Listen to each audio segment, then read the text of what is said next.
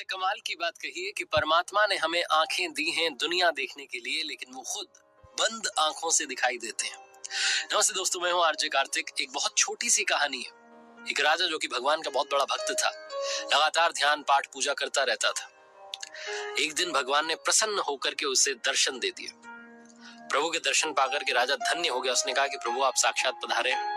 भगवान ने कहा मैं तुम्हारी भक्ति से प्रसन्न हूं, बताओ तुम क्या चाहते हो, क्या मांगना चाहते हो, मांग लो। राजा ने हाथ जोड़ करके कहा कि भगवान कुछ नहीं चाहिए, आपकी कृपा से राज्य में सब कुछ अच्छा चल रहा है, धन धान्य संपन्न है राज्य, प्रजा खुश है, सब अच्छा है। बस एक इच्छा मन में थी, आपने आज मुझे दर्शन दे दिए, क्या आप मेरी पूरी प्रजा को भी दर्शन दे देंगे? बहुत अच्छे लोग हैं मेरे राज्य के। भगवान मुस्कुराए, उन्होंने कहा कि नहीं, ये हो नहीं सकता है। राजा ने हाथ जोड़ करके गिड़गिड़ा करके कहा कि अब आप आ ही गए तो मेरी इस इच्छा को पूर्ण कर दीजिए। मैं चाहता हूं कि प्रजा में जितने लोग हैं सब आपके दर्शन करें। वो जिद पर अड़ गया राजा। भगवान जो थे खड़े हुए थे, उन्होंने कहा मुस्कुराते हुए कि ठीक है भाई, तुम्हारी इच्छा है, भक्त की इज्जत थी, माननी पड़ी।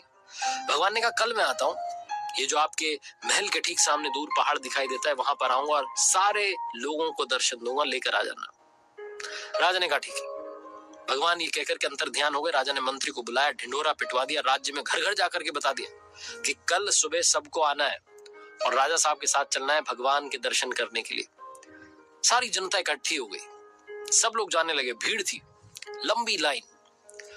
महल से थोड़ा सा आगे निकले तो देखते हैं कि रास्ते में तांबे के सिक्कों का ढेर लगा हुआ है।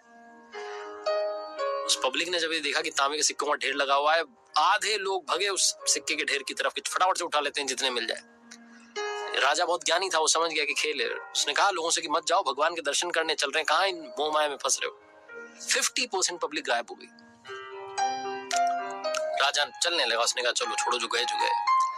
पीछे पलट के देखता तो उसे लगा कि अभी भी आधी जो जनता है मेरे साथ है, मेरे राज्य में पाठ पूजा करने वाले लोग हैं, अच्छे लोग हैं, इन्हें दर्शन मिल जाएंगे, कोई बात नहीं। थोड़ा आगे चले तो चांदी के सिक्कों का ढेर दिखाई दिया। अब की बार फिर से जो 40% पब्लिक थी वो भग गई। चांदी के सिक्के इकट्ठे करने लगे, लोग भर भर के ले जाने लगे। राजा ने कहा अरे क्या कर रहे हो, भगवान बार बार दर्शन नहीं देंगे। लोगों ने कहा वो ठीक है, लेकिन ये चांदी का सिक्कों का ढेर भी बार बार नहीं दिखेगा। आधे लोग वहां भी गायब हो गए।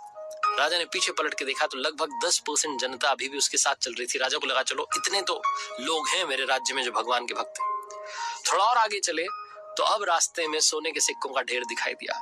अब ये जो साथ में चल रहे थे ये भी गायब हो गए, पहुंच गए सोने के सिक्कों के ढेर के पास, भर भर के सिक्के ले जाने लगे। राजा और रानी बचे जो चल रहे थे। राजा अपनी रानी से कहने लगा कि देख रही हो कितनी मोह माया में लोग जो हैं उलझ चुके हैं, फंस चुके हैं, भगवान के दर्शन करने नहीं जाना चाहते। रानी ने भी हाँ में हाँ मिलाई, बोला कि हाँ सही कह रहे हैं आप। थोड़ा सा आगे चले तो देखती है रानी की बहुत सुंदर हीरों का ढेर लगा हुआ है। अब रानी से भी नहीं रहा गया, रानी भी भागी और हीरे इकट्ठे करने लगी। राजा जो था अब अकेला ही चला जा रहा था उस पहाड़ की तरफ, विरक्त मन से। उसे लगा क्या है ये दुनिया। राजा पहुंचा उस पहाड़ पर जहां भगवान ने कहा था दर्शन देंगे। साक्षात प्रभु प्रतीक्षा कर रहे थे। राजा ने जाकर के प्रणाम किया। भगवान ने पूछा कि कहाँ है आपकी प्रजा, कहाँ है वो प्रियजन जिनके लिए आप चाहते थे कि मैं आऊं और दर्शन दूं। राजा ने शर्म के मारे सर झुका लिया, क्षमा मांगने लगा।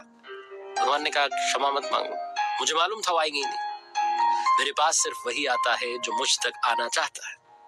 जो मटेरियलिस्टिक चीजों में, भौतिक वस्तुओं में उलझा हुआ है वो कभी प्रभु का दर्शन कर ही नहीं सकता।